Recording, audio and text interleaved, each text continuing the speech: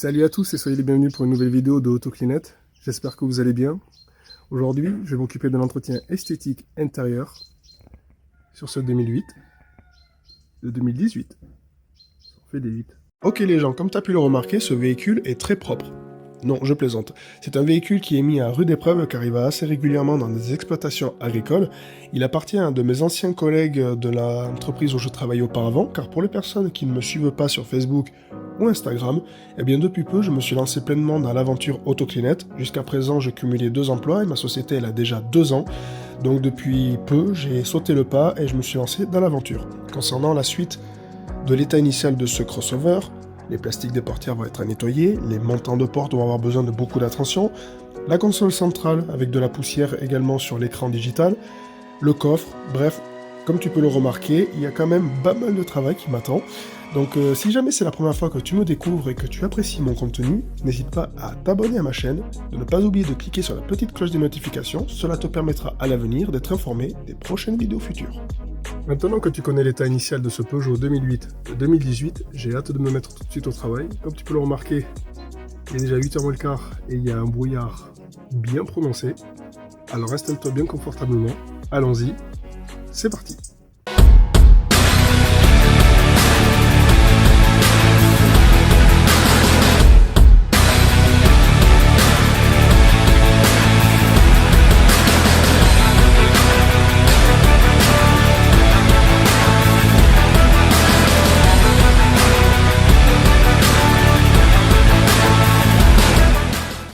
Une petite parenthèse avant de démarrer les travaux, j'ai investi récemment dans un nouvel aspirateur. Alors jusqu'à présent j'utilisais l'aspirateur Heinel TE 2230 SA de marque allemande et depuis peu je suis passé sur la marque italienne Lavor avec le Windy.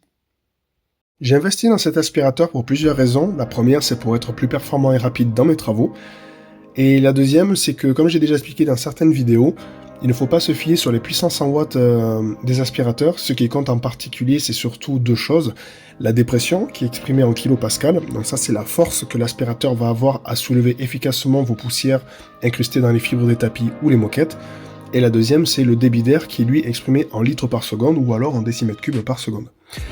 J'ai appris ces informations-là grâce à ce youtubeur, Dr Peinture. On va surtout s'arrêter sur 2 critères, le KPA, c'est le kilopascal, et l'aspiration litres par minute, et c'est important, tu vas voir pourquoi. Le KPA, c'est l'unité kilopascal, l'unité pascal, c'est tellement petit que souvent ils le comptent en kilopascal ou en hectopascal. On sait que entre 20 et 25, on est dans quelque chose de très bien. C'est l'unité pascal, c'est pour ceux qui n'ont pas fait de physique, l'unité de pression ou de contrainte. On va pas faire de la physique, mais c'est un peu l'idée, c'est la force de l'aspiration pour soulever les poussières du sol. Voilà. Il y a une chose où il faut faire gaffe, c'est quand on va parler de puissance, parce que souvent les fabricants, ou les vendeurs en tout cas, parce que c'est pas les fabricants qui vendent, hein, forcément, souvent les vendeurs mélangent un peu les deux, et ils vont annoncer la puissance en watts de la machine.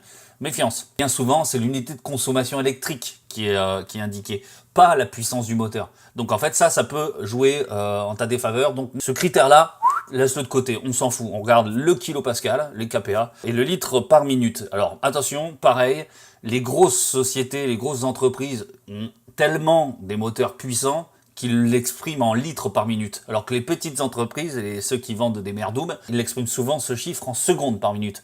Donc fais attention. C'est sûr que c'est plus impressionnant de voir un truc qui fait 4500 litres par minute qu'un truc qui fait 70 litres par seconde. 70 litres par seconde, ça équivaut à 4200 litres par minute. Donc on est quand même pas loin. Mais c'est toujours plus impressionnant, litres par minute. Et du coup, voilà, si vous avez un aspirateur qui a une force d'aspiration qui est exprimée entre 20 et 25 kPa, vous pourrez être certain que ce sera un aspirateur qui aura une force d'aspiration très convenable et qui n'aura pas grand mal à soulever les poussières que vous avez sur vos fibres des tapis ou les moquettes. Est-ce que vous savez que les 2 choses sont liées, la dépression et le débit d'air? Eh bien maintenant oui.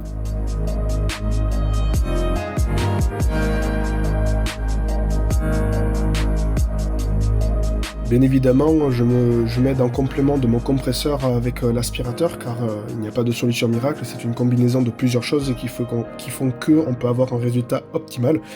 Donc quand il y a par exemple du sable ou des végétaux qui peuvent être coincés dans les fibres des tapis, l'air comprimé peut être une bonne alternative pour soulever tout ceci. D'ailleurs, à ce propos, je tiens à remercier Geoffrey de la société Carecla.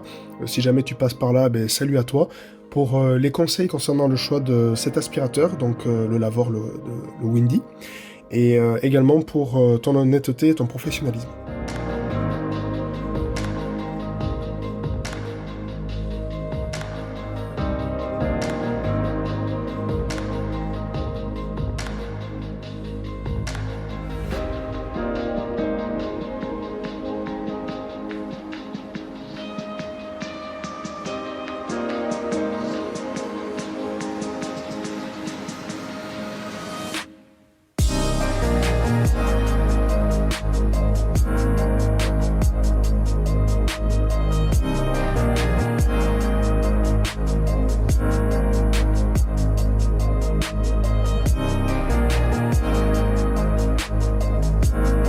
Un petit aperçu des moquettes, une fois le travail d'aspiration réalisé à presque 2 heures.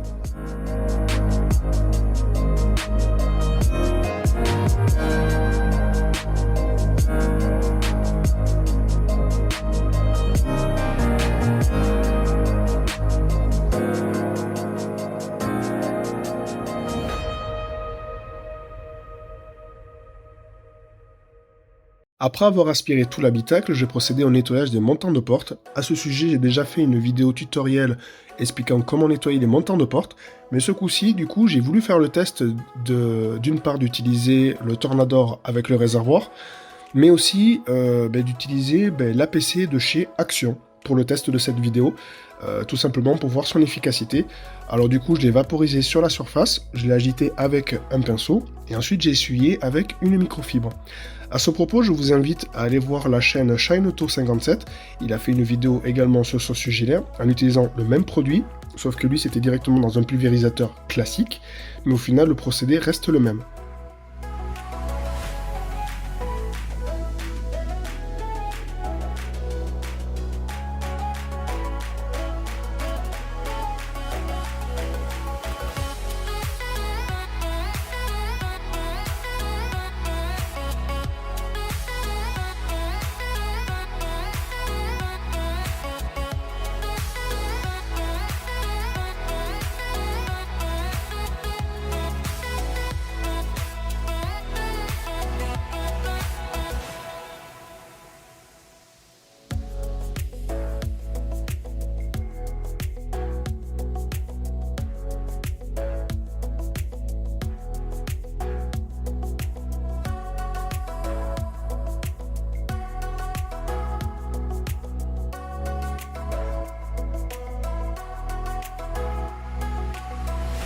Un petit avant-après concernant le nettoyage des plastiques juste avec l'APC de chez Action.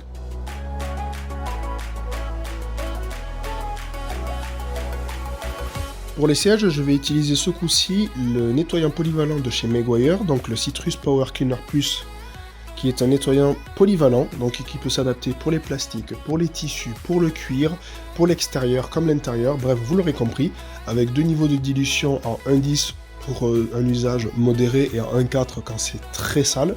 Donc du coup, je le vaporise sur la surface, je m'aide de la brosse pour textile de chez Sonax pour agiter le produit, et à la fin, j'essuie à l'aide d'une microfibre.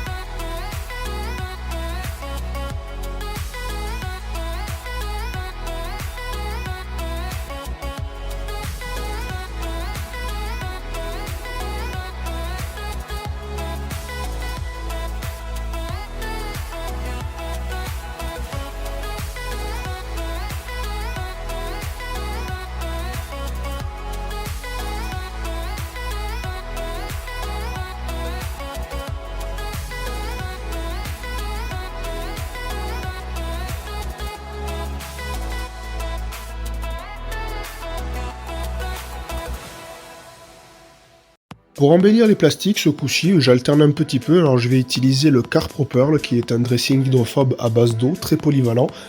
avec des dilutions infinies. Donc voilà, je l'utilise avec une dilution 1,5 donc qui va habiller et protéger les plastiques contre les rayons UV du soleil et éviter la décoloration ou le ternissement à l'avenir, et également apporter une durabilité de protection qui peut aller jusqu'à 3 mois.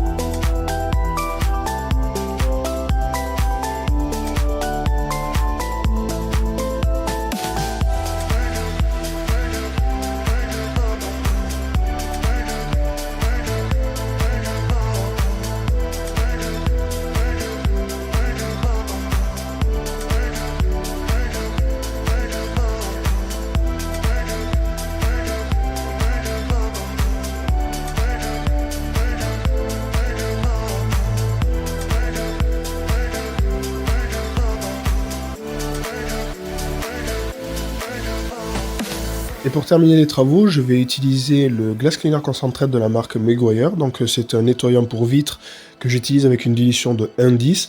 Je vaporise le produit sur une microfibre spéciale vitre.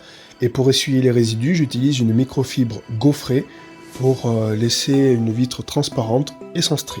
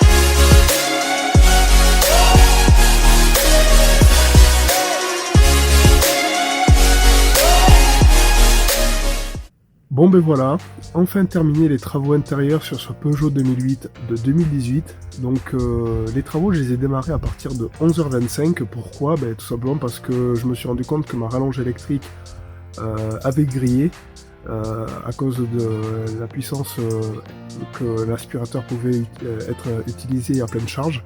Et du coup ça me faisait sauter le compteur directement à la maison. Alors j'ai dû aller en acheter une en catastrophe. Donc du coup après j'avais terminé les travaux, j'ai fait une pause pour aller manger aux alentours de 13h25, 13h20, 13h25. Voilà, après je m'y suis remis vers 14h20, une connerie comme ça. Et j'ai dû terminer vers 17h30, 18h je crois, tout cassé.